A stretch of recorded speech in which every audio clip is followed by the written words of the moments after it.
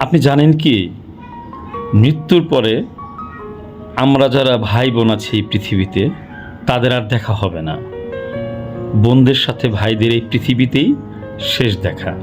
এজন্য যখন কোনো ভাই বোন কথা বলে, মিষ্টি মধুর কথা বলে, তাদের আন্তরিকতা শেয়ার করে, ভালো লাগা নিয়ে একজন আরেকজনের সাথে কথা বলে, আল্লাহ তখন তাদের ফেরেশতাদের ডেকে সময়কে থামিয়ে দিতে বলেন। এটা আল্লাহর কাছে অনেক প্রিয়। কিন্তু দুর্ভাগ্যজনক একটা ব্যাপার হচ্ছে, আমাদের বাংলাদেশের প্রেক্ষাপটে আমরা প্রায় দেখি যে ভাই বোনের সম্পত্তি নিয়ে অনেক ঝামেলা হয়।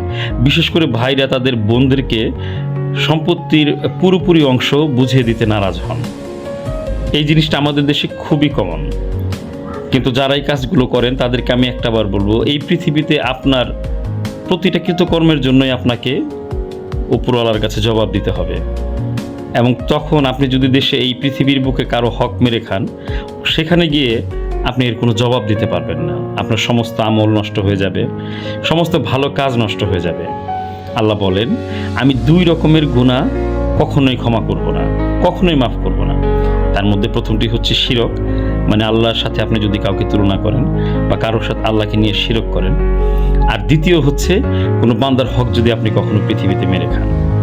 কারণ যে ব্যক্তির কাছে আপনি তার হক মেরে খাবেন, সে যদি আপনাকে ক্ষমা না করে, স্বয়ং আল্লাহ তাআলাও আপনাকে কখনো ক্ষমা করবে না। তাই আমার অনুরোধ থাকবে, এই বাংলাদেশের প্রেক্ষাপটে যারা ভাই বোন আছেন, তারা সূরা আন-নিসাটা ভালো করে পড়বেন, বাংলা তর্জমা করবেন।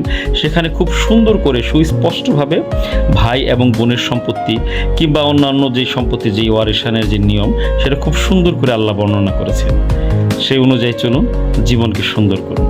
ভালো থাকবেন সবাই। আসসালামু আলাইকুম।